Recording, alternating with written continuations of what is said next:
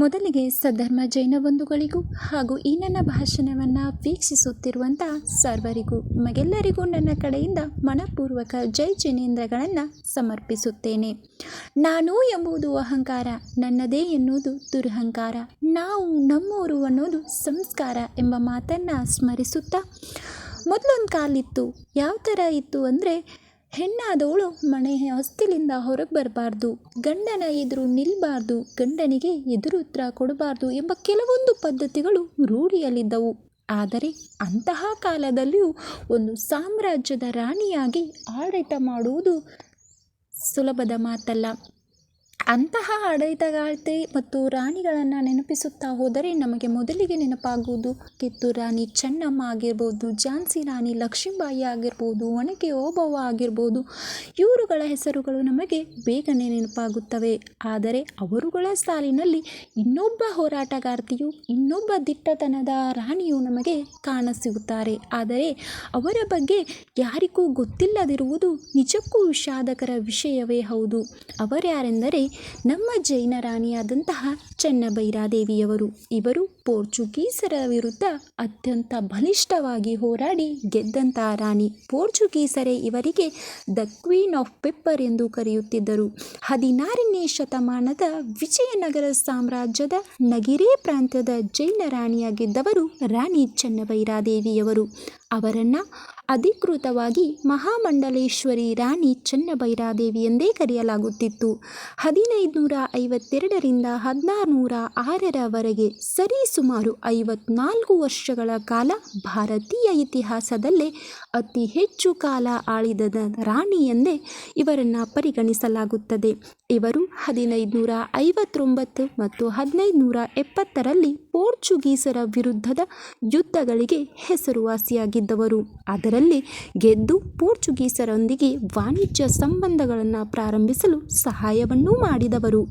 ಜೈನ ಧರ್ಮಿಯಾದಂತಹ ಚೆನ್ನಭೈರಾದೇವಿಯು ಭಟ್ಕಳ ಮತ್ತು ಹೊನ್ನಾವರ ಬಂದರುಗಳ ಮೂಲಕ ಯುರೋಪಿಯನ್ ಮತ್ತು ಅರಬ್ ಪ್ರದೇಶಗಳಿಗೆ ಹೆಚ್ಚಿನ ಪ್ರಮಾಣದ ಕಾಳು ಮೆಣಸುಗಳನ್ನು ಮತ್ತು ಇತರೆ ಮಸಾಲೆ ಪದಾರ್ಥಗಳನ್ನು ರಫ್ತು ಮಾಡುತ್ತಿದ್ದರೆಂದು ತಿಳಿದು ಬರುತ್ತದೆ. ಅವರು ಪೋರ್ಚುಗೀಸರಿಂದ ದ ಕ್ವೀನ್ ಆಫ್ ಮೆಣಸಿನಕಾಯಿ ಎಂಬ ಬಿರುದನ್ನೂ ಸಹ ಪಡೆದಿರುವುದು ನಿಜಕ್ಕೂ ಹೆಮ್ಮೆ ಪಡುವಂಥದ್ದು. ಮಹಾಮಂಡಲೇಶ್ವರ ಚೆನ್ನಭೈರಾದೇವಿಯು ಉತ್ತಮ ಆಡಳಿತಗಾರ್ತಿ ಎಂದು ಇತಿಹಾಸಕಾರರಿಂದ ಪ್ರಶಂಸಿಸಲ್ಪಟ್ಟವರು. ಅವರು 1552ರಿಂದ 1606ರವರೆಗೆ ಆಳ್ವಿಕೆಯನ್ನು ನಡೆಸಿ ಭೈರಾದೇವಿಯು ಅಘನಾಶಿನಿ ನದಿಯ ದಡದಲ್ಲಿ ಮಿರ್ಜನ್ ಕೋಟೆಯನ್ನು ನಿರ್ಮಿಸಿದರು. ಅದನ್ನು ಬಳಸಿಕೊಂಡು ಮೆಣಸಿನಕಾಯಿ ವ್ಯಾಪಾರವನ್ನು ನಿಯಂತ್ರಿಸಿ ಅತ್ಯುನ್ನತ ಮಟ್ಟಕ್ಕೆ ಒಯ್ದವರು. ಭೈರಾದೇವಿಯು ಆಳ್ವಿಕೆಯ ಸಮಯದಲ್ಲಿ ಕಾಳುಮೆಣಸು, ದಾಲ್ಚಿನ್ನಿ, ಜಾಜಿಕಾಯಿ, ಶುಂಠಿ ಮತ್ತು ಶ್ರೀಗಂಧವನ್ನು ಯುರೋಪಿಗೆ ರಫ್ತು ಮಾಡುತ್ತಿದ್ದರು.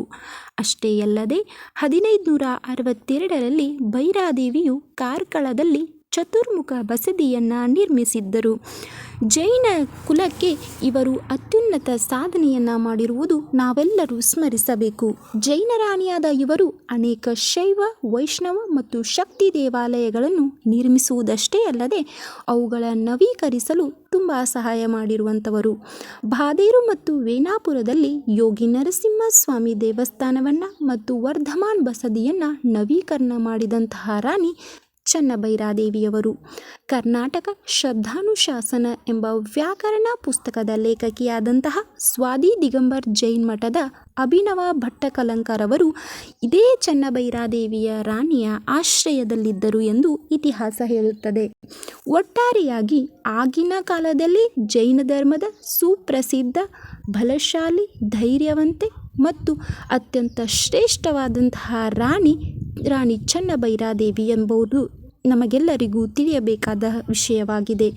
ಅಷ್ಟೇ ಅಲ್ಲದೆ ಇವತ್ತಿನ ದಿನದಲ್ಲಿ ಅವರ ಬಗ್ಗೆ ಮಾತನಾಡಲು ನಿಜಕ್ಕೂ ನಾವೆಲ್ಲರೂ ಹೆಮ್ಮೆ ಪಡಬೇಕು ಮತ್ತು ಅವರಿಂದ ನಾವೆಲ್ಲರೂ ಸ್ಫೂರ್ತಿ ಹೊಂದಬೇಕು ಎಂಬ ಮಾತನ್ನು ಹೇಳ್ತಾ ನನಗೆ ಮಾತನಾಡಲು ಅವಕಾಶ ಮಾಡಿಕೊಟ್ಟ ಅವರಿವರಣ್ಯದೆ ಸರ್ವರಿಗೂ ಮತ್ತೊಮ್ಮೆ ಮಗದೊಮ್ಮೆ ನನ್ನ ಜೈ ಜಿನೇಂದ್ರಗಳನ್ನು ಮತ್ತು ಧನ್ಯವಾದಗಳನ್ನು ಸಮರ್ಪಿಸಿ ನನ್ನ ಮಾತಿಗೆ ವಿರಾಮ ನೀಡುತ್ತೇನೆ.